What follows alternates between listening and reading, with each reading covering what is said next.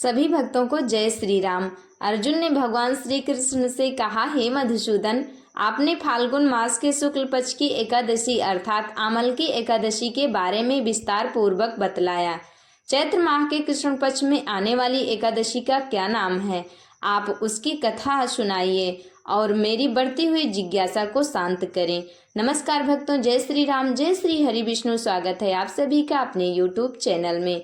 आज की वीडियो में आप लोग पाप मोचनी एकादशी व्रत कथा का श्रवण करेंगे। इस कथा को सुनने मात्र से ही बड़े से बड़े पाप नष्ट हो जाते हैं और हर कार्य में सिद्धि मिलती है। इस कथा को सुनने से धन, यश, वैभव और सुख समृद्धि की प्राप्ति भी होती है।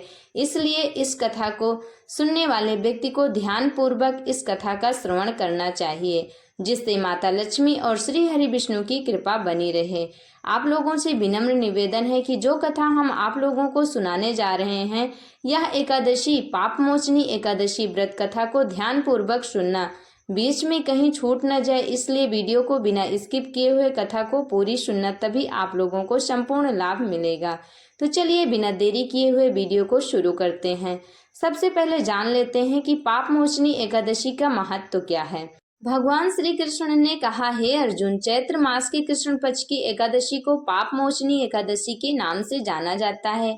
एक बार की बात है, पृथ्वीपति राजा मानधाता ने लोमस ऋषि से यही प्रश्न किया था जो तुमने मुझसे किया है। अतः जो कुछ भी ऋषि लोमस ने राजा मानधाता को बतलाया, वही मैं तुमसे कह रहा हूँ। राजा मानधाता ने धर्म के गुह्यतम रहस्यों के ज्ञाता महर्षि लोमस से पूछा, हे ऋषि श्रेष्ठ, मनुष्य के पापों का मोचन किस प्रकार संभव है? कृपा कर कोई ऐसा सरल उपाय बताएं जिससे सभी को सहज ही पापों से छुटकारा मिल जाए। इस प्रकार से इसमें बताया गया है। अब आइए सुनते हैं पाप मोचनी एकादशी व्रत कथा। सबसे पहले भगवान श्री हरि विष्णु को नमस्कार करते हैं, उसके बाद में इस व्रत कथा को ध्यानपूर्वक सुनते हैं। पाप मोचनी एकादशी व्रत कथा। महर्षि लोमस ने कहा, हे नृपति, चैत्र मास के कृष्ण पक्ष की एकादशी का नाम पाप मोचनी एकादशी है। उसके व्रत के प्रभाव से मनुष्यों के अनेक पाप नष्ट हो जाते हैं। मैं तुम्हें इस व्रत की कथा सुनाता हूँ, सो ध्यान पूर्वक श्रवण करो। प्राचीन समय में चैत्र रथ नामक एक वन था। उसमें अप्सराएं किन्नरों के साथ विहार किया करती थी। वहाँ सदैव वसंत का मौसम रहता था, अर्थात उस जगह सदा नाना प्रकार के पुष्प खिले रहते थे। सभी गंधर्व कन्याएं विहार किया करती थीं। कभी देवेंद्र अन्य देवताओं के साथ क्रीड़ा किया करते थे। उसी वन में मेधावी नाम के एक ऋषि भी तपस्या में लीन रहते थे। वे बहुत ही बड़े शिव भक्त थे। एक दिन मंजू घोषा नामक एक अप्सरा ने उनको मोहित कर उनकी निकटता का लाभ उठाने की चेष्टा की। इसलिए वह कुछ दूरी पर बैठ वीणा बजाकर मधुर स्वर में गाने लगी। उसी समय शिव भक्त महर्षि मेधावी को कामदेव भी जीतने का प्रयास करने लगे। कामदेव ने उस सुंदर अप्सरा के भ्रू का धनुष बनाया, कटाक्ष को उसकी प्रत्यंचा बनाई और उसके नेत्रों को मंजू घोषा अप्सरा का सेनापति बनाया। इस तरह कामदेव अपने शत्रु भक्त को जीतने को तैयार हुआ। उस समय महर्षि मेधावी भी वो युवा अवस्था में थे और काफी हृष्ट पुष्ट थे। उन्होंने यज्ञोपवीत तथा दंड धारण कर रखा था। वे दूसरे कामदेव के समान प्रतीत हो रहे थे। उस मुनि को देखकर कामदेव के वश में हुई मंजूघोषा ने धीरे धीरे मधुर वाणी से वीणा पर गायन शुरू किया, तो महर्षि मेधावी भी मंजूघोषा के मधुर गाने पर तथा उसके सौंदर्य पर मोहित हो गए। वह अप्सरा मेधावी मुनि को कामदेव से पीड़ित जानकर उसने आलिंगन करने लगी। महर्षि मेधावी उसके सौंदर्य पर मोहित होकर शिव रहस्य को भूल गए और काम के वशीभूत होकर उसके साथ रमण करने लगे। काम के वशीभूत होने के कारण मुनि को उस समय दिन रात का कुछ भी ज्ञान न रहा और काफी समय तक वे रमण करते रहे। तदुपरांत मंजू घोषा उस मुनि से बोली, हे ऋषिवर, आप मुझे बहुत समय हो गया है, अतः स्वर्ग जाने की आज्ञा दीजिए। अप्सरा की बात सुनकर ऋषि ने कहा, हे मोहिनी, संध्या को तो आई हो, प्रातः काल होने पर चली जाना। ऋषि के ऐसे वचनों को सुनकर अप्सरा उनके साथ रमण करने लगी। इस प्रकार दोनों ने साथ साथ बहुत समय बिताया। मंजू घोषा ने एक दिन ऋषि से कहा, हे विप्र, आप मुझे स्वर्ग जाने की आज्ञा दीजिए। मुनि ने इस बार भी वही कहा, हे रूपसी, अभी ज्यादा समय व्यतीत नहीं हुआ है, कुछ समय और ठहरो। मुनि की बात सुन अप्सरा ने कहा, हे ऋषिवर, आपकी रात तो बहुत लंबी है, आप स्वयं ही सोचिए कि मुझे आपके पास आए कितना समय हो गया, अब और ज्यादा समय तक ठहरना क्या उचित है। अप्सरा की बात सुन मुनि को समय का बोध हुआ और वह गंभीरता पूर्वक विचार करने लगे। जब उन्हें समय का ज्ञान हुआ कि उन्हें रमण करते 57 वर्ष व्यतीत हो चुके हैं, तो उस अप्सरा को वह काल का रूप समझने लगे।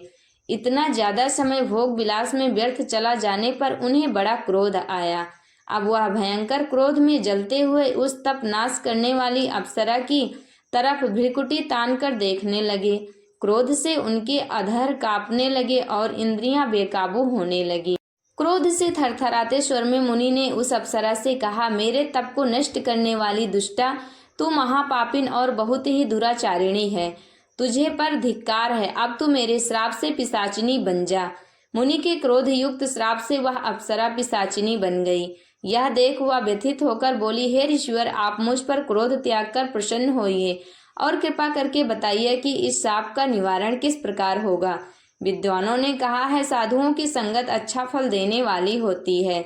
आपके साथ तो मेरे बहुत वर्ष व्यतीत हुए हैं, अतः आप मुझ पर प्रसन्न हो जाइए, अन्यथा लोग कहेंगे कि एक पुण्य आत्मा के साथ रहने पर मंजू घोषा को पिशाचिनी बनना पड़ा। मंजू घोषा की बात सुनकर मुनि को अपने क्रोध पर अत्यंत ग्लानि हुई, साथ ही अपनी अपकीर्ति का भय भी हुआ। अतः पिशाचिनी बनी मंजू घोषा से मुनि ने कहा, तूने मेरा बड़ा बुरा किया है, किंतु फिर भी मैं तुझे इस श्राप से मुक्ति का उपाय बतलाता हूँ। चैत्र मास के कृष्ण पक्ष की जो एकादशी है उसका नाम पाप मोचनी है। उस एकादशी का उपवास करने से तेरी पिशाचिनी की देह से मुक्ति हो जाएगी। ऐसा कहकर मुनि ने उसको व्रत का सब विधान समझा दिया। फिर अपने पापों का प्रायश्चित करने के लिए वे अपने पिता च्यवन ऋषि के पास गए। च्यवन ऋषि ने अपने पुत्र मेधावी को देखकर कहा, हे पुत्र, ऐसा क्या किया है तूने कि तेरे सभी तप नष्ट हो गए हैं, जिससे तुम्हारा समस्त तेज मलिन हो गया है। मेधावी मुनि ने लज्जा से अपना सिर झुकाकर कहा, पिताश्री, मैंने एक अप्सरा से रमण करके बहुत बड़ा पाप किया है। इसी पाप के कारण संभवतः मेरा सारा तेज और मेरे तप नष्ट हो गए हैं। कृपा करके आप इस पाप से छूटने का उपाय बतलाइए।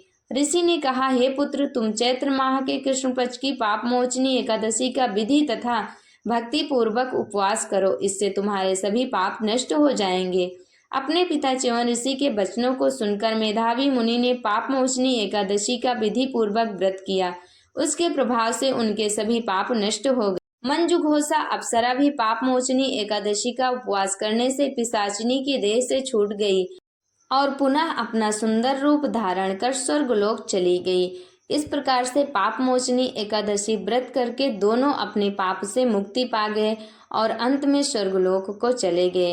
इस प्रकार से पाप मोचनी एकादशी व्रत कथा का महत्व है और पाप मोचनी एकादशी व्रत करने वाले साधक को सभी प्रकार की सुख सुविधाएं भी उपलब्ध होती हैं और भगवान श्री हरि विष्णु माता लक्ष्मी की कृपा भी प्राप्त होती है।